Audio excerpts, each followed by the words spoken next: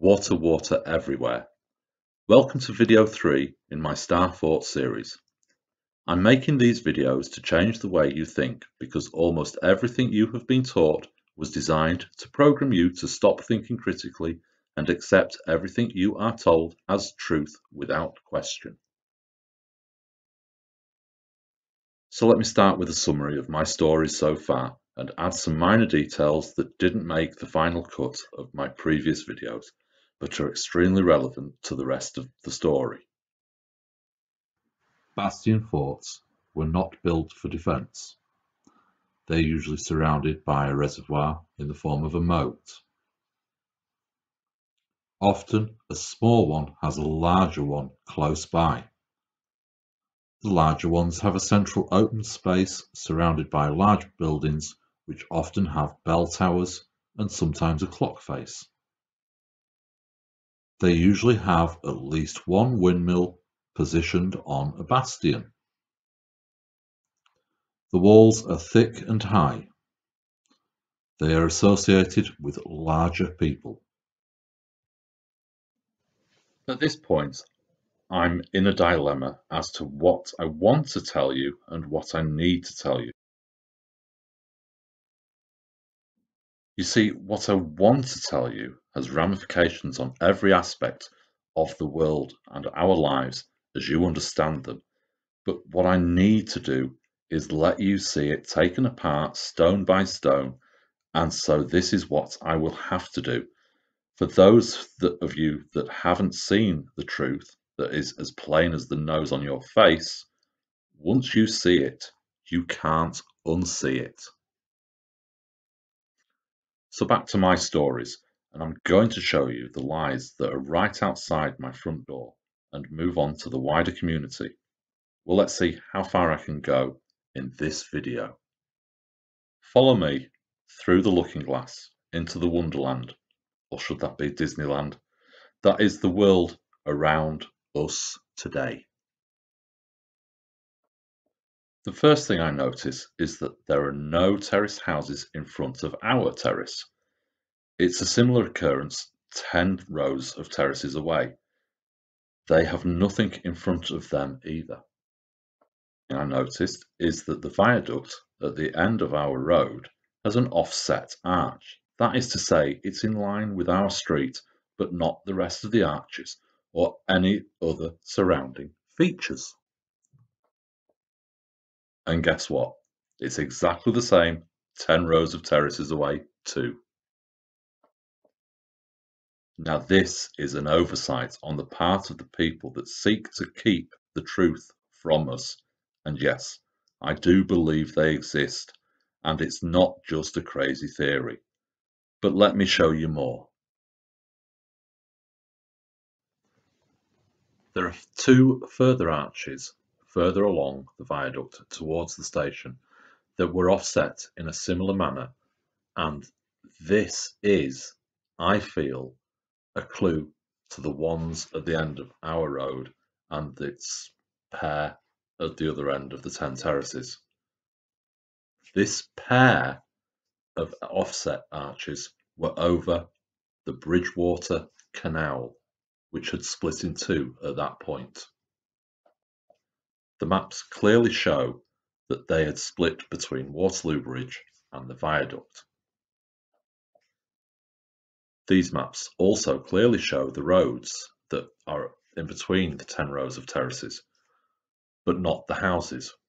Well, not all of them. It does start to show a couple. Maybe at the time of the map was surveyed, there were a couple built, or undug, or repurposed. Or maybe the people producing the map were just not concerned with the houses. But the historians are not willing to discuss the changes in my house in that 150-year period since it's been built till current times. They claim the viaduct was started on and built. They started on it 10 years prior to our home and was built before and completed before our home had even started to be built. Wow, what amazing foresight these planners had. They put the arches in for the road 10 years prior to the road being there. Wow. But they failed to line up any of the other roads between row 1 and row 10. You would have thought with such insight and forward thinking, they might have adjusted at least one of the middle roads to line up with a road on the other side of the viaduct. There is currently a gentle slope from east to west on the rows of terraces, ideal for an aqueduct, maybe, flowing water, maybe. This, you might think, is a good argument to say, well, if there was flowing water, that's where the mud's come from. That's why they've had to adjust your house and every other house on the road by 18 inches. But if there's a running water in front of row 1 and behind or at the end of row 10, that doesn't explain the houses in the middle, in between. They all slope at the same gradient. There's a suggestion that the road at the end of our street actually turned and came underneath the viaduct. And maybe that's why the viaduct's at an angle. But why not put a 90-degree turn in the road? Well, that's what it's got now. And then it has to flick slightly to get through the funny shape, the funny angle. But that doesn't answer what happened at number 10, on row 10. Their angle misses the road altogether. So it doesn't matter which way you look at it.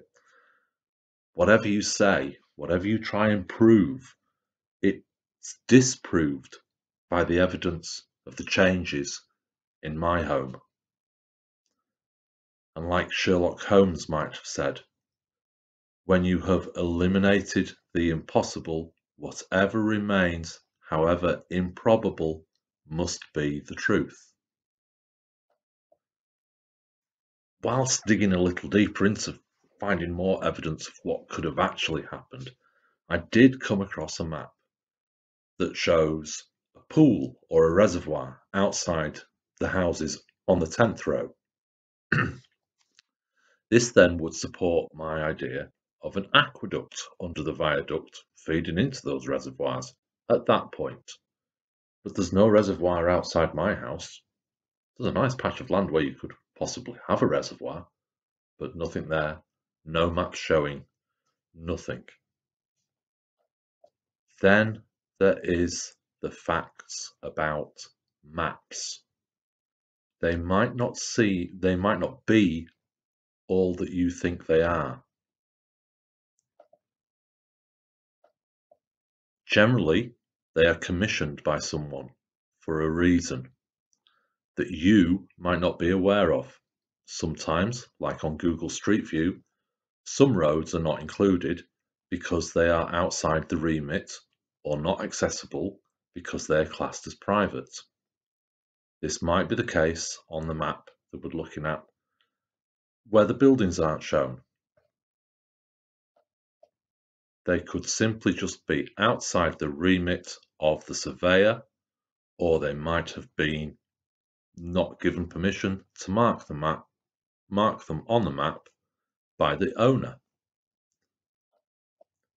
I know this may sound churlish, but a good case that supports this is our local town centre and the 1836-52 tithe map showing the roads but not all the buildings, as you might expect. But closer examination suggests that some of the buildings are marked as wall lines, like the Royal Hotel, which had been standing for at least 30, if not 40 years by 1936, when this map allegedly was surveyed or produced. On a slightly later map, they even record the spot height of the road outside, the height above sea level. which matches modern maps. So there's no change in height on the road. The building opposite doesn't appear. But then, what's this with the window? Allegedly, this building can't have been built until after 1853, as it does not appear on either the Tithe map, 1838 to 52, or the 1853 Runcorn Improvement Commissioner's map, which you would expect it to be. So, what's with the window?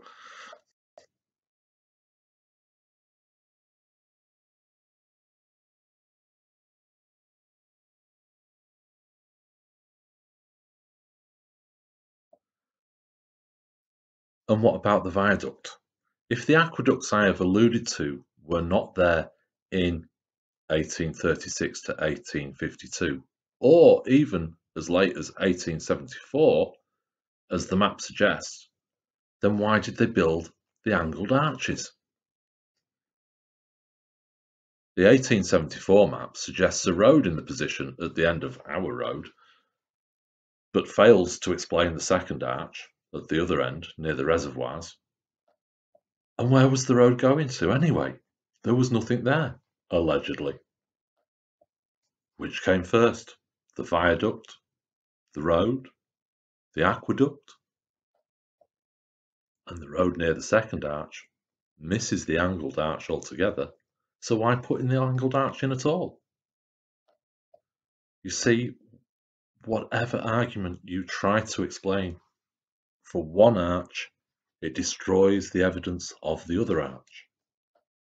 If, however, there was a flow of water from the Bridgewater Canal into the reservoirs as marked on the map, which acted as a buffer for water to feed into the 10-lock flight so as not to drain the canal at peak usage times, which then fed a slip or overflow that flowed the path of Ashridge Street and turned and then flowed under the viaduct and down our road, which in turn was a slip to feed back to the river or dock area, then that might explain the offset arches. But why go to such an elaborate extent to build a slip so far away from all the docks?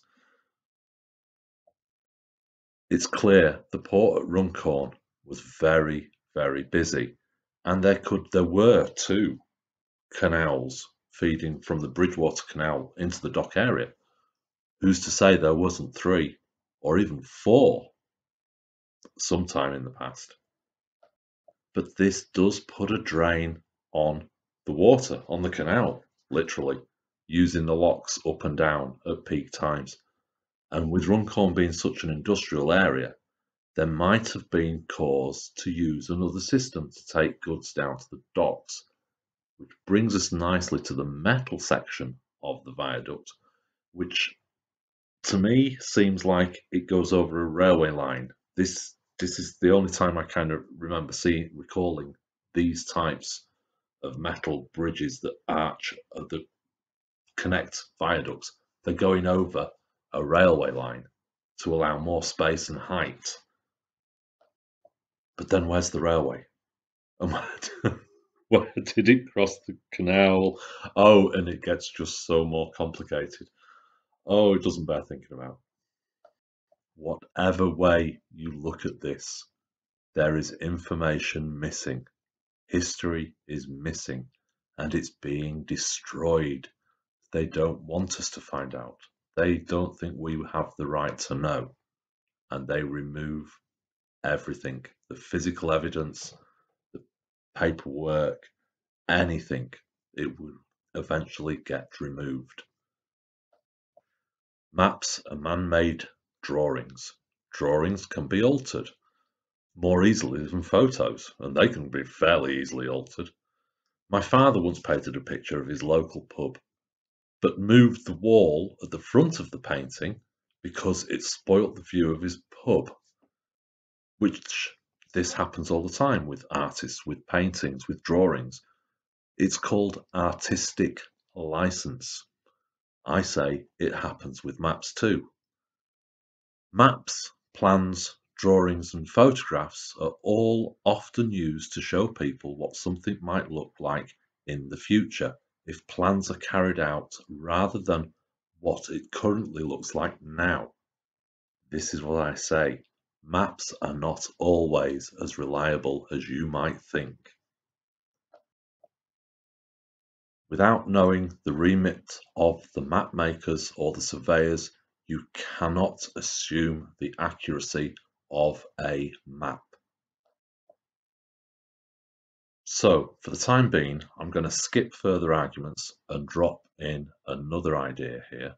Trust me, I have thought this through and come to the conclusion that the railways were laid over existing aqueducts or canals, canals being level, aqueducts being on a slight slope because they're delivering water, it's flowing water. So,